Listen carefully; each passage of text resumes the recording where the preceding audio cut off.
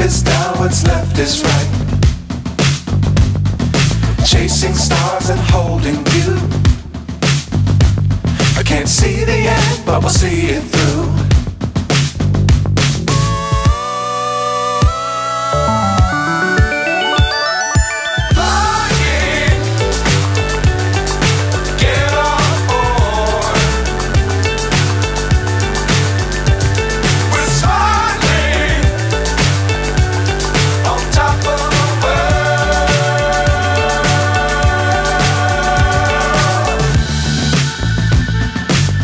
Times don't fly too high. Be sure to keep the ground in sight. Fly forever if you keep it tight. Par rapport à l'ancien Tracer 700, ben il n'y a pas grand changement, hein, mis à part le relifting de la face avant, un nouvel autocollant sur le réservoir. Enfin, on va dire que le moteur a été un peu retravaillé au niveau de l'injection. On le connaît tous, le CP2.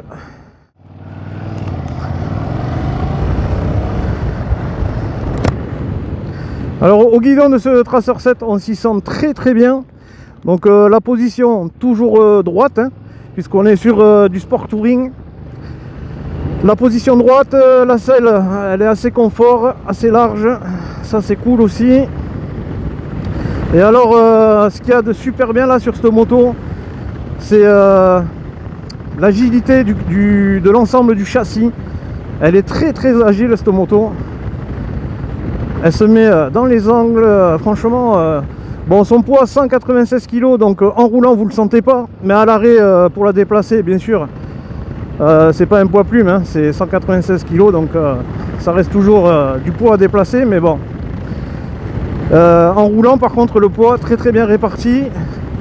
L'amortisseur à l'arrière, comme je vous ai dit dans la présentation, il est réglable, donc il y en aura pour tous les goûts, on va dire, hein. Il suffit juste de le régler. Et donc moi, toujours pareil par rapport au Tracer 700, donc à l'ancien, ils ont conservé la bulle réglable ici, vous le voyez, manuellement. Donc, bien sûr il y a plusieurs positions de réglage.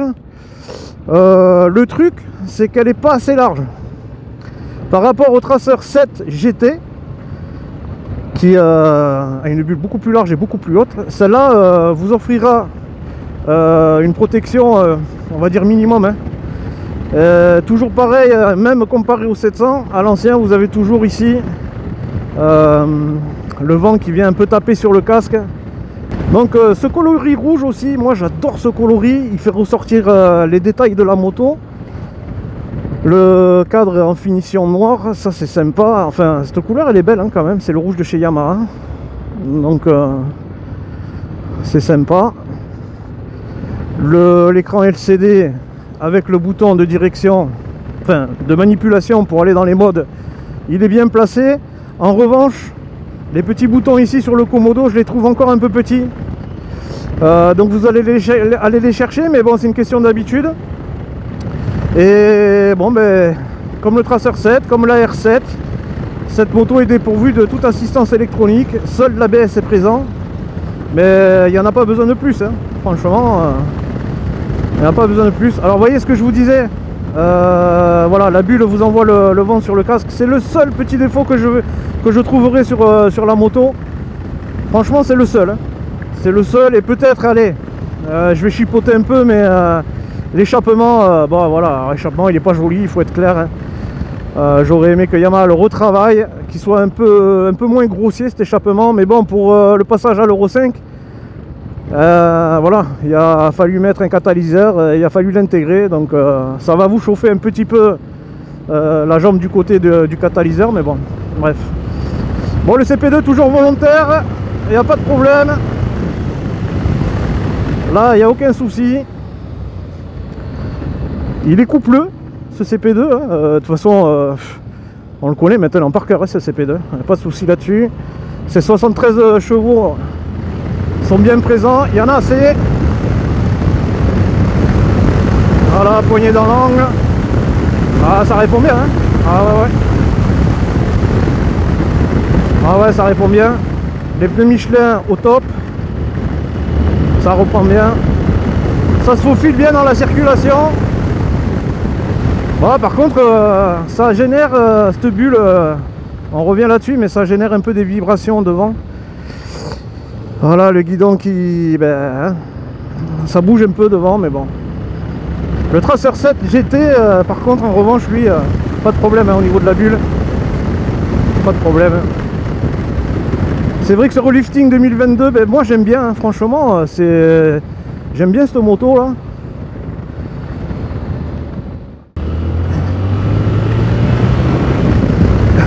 Non, c'est vachement agréable, moi j'aime bien. On vous voit bien en plus parce que là les voitures elles se poussent bien avec les feux là, les phares. Et sinon un petit coup de phare à LED là. Voilà. Ça se faufile, ça passe nickel. C'est donc une moto 700 cm3 moyenne gamme. Les principales concurrentes de cette moto, la GS 700 ou 750 je sais plus, la GS. Et vous aurez la Triumph 660 Tiger ou alors la Honda. Sachez que cette moto, c'est au niveau rapport poids-puissance, c'est la meilleure de sa catégorie. On est sur une consommation de 4 litres 3 à peu près. Ça reste une consommation quand même raisonnable. Parce que vu l'envolée des tarifs de l'essence, avant on regardait pas trop, mais là franchement on va regarder, on va commencer à regarder parce que à 2 € le litre. Donc les Michelin là, Road 4 là, super, hein, pas de soucis, hop là, ça tient bien le pavé. Ouais, on peut réaccélérer dans l'angle. Ouais, franchement c'est cool, hein, cette moto. Ce CP2 est volontaire. Vous pourrez faire du duo avec aussi sans problème. Donc le Tracer 7 GT lui vous propose bien sûr la bulle ici un peu plus haute, les valises pour 800 € de plus. Voilà, ben, à vous de faire votre choix les gars, hein. Ou un Tracer 7 ou un Tracer 7 GT, hein, c'est suivant ce que vous voulez faire en fait, hein. Si vous voulez partir en week-end avec des petits bagages, tout ça, les valisettes font très bien le taf.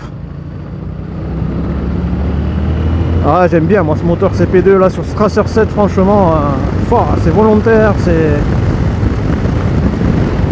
vraiment la moto, vous la prenez tout de suite en main, un très bon freinage, franchement un bon freinage hein, devant, double disque, double étrier de frein, ça freine, pas de souci, ça se faufile bien. Ah ouais, j'adore.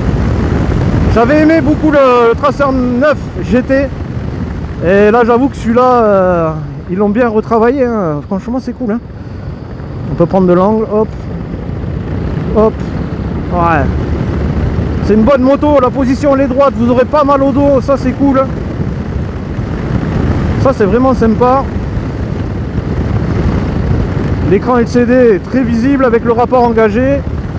La vitesse, le compte-tours, tout se voit très bien. La jauge à essence, ouais, nickel, hein. Je la conseille, donc elle est à découvrir chez Yamaha Claude Motor Escar, vous l'avez en démo, hein. Voilà, avant d'acheter, ben, venez l'essayer. Vous serez reçu par une équipe au top, comme d'habitude. Alors, l'amortissement à l'arrière, c'est vrai, je dois le dire, il est un peu ferme. Mais l'ancien était ferme et celui-là ils ont gardé, ils ont conservé, il est ferme aussi. Voilà les gars, les protections là devant au niveau des poignets. Bon, il n'y a pas, c'est esthétique hein, parce que il n'y a pas de réel gain au niveau de la protection des mains. C'est esthétique. Non, franchement très bonne moto et moi je suis agréablement surpris par le. Comment dire, ça se faufile partout dans le trafic, ça c'est cool. Ça c'est cool. Il fait beau en plus aujourd'hui, ça c'est bien.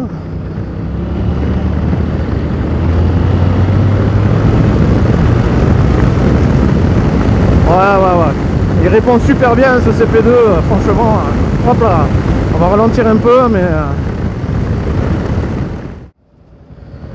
Bon voilà l'équipe, ce que je pouvais vous dire sur ce Tracer 7, hein. Vous avez le Tracer 700 sur ma chaîne YouTube Motorider aussi si vous voulez voir, comparer les deux. Voilà, hein. En gros ce qu'on pouvait dire sur ce Tracer 7. Step 1, wake up early, gonna rise with the sun. Step 2, get some good, some food in you. Step 3, think real hard about what you wanna be.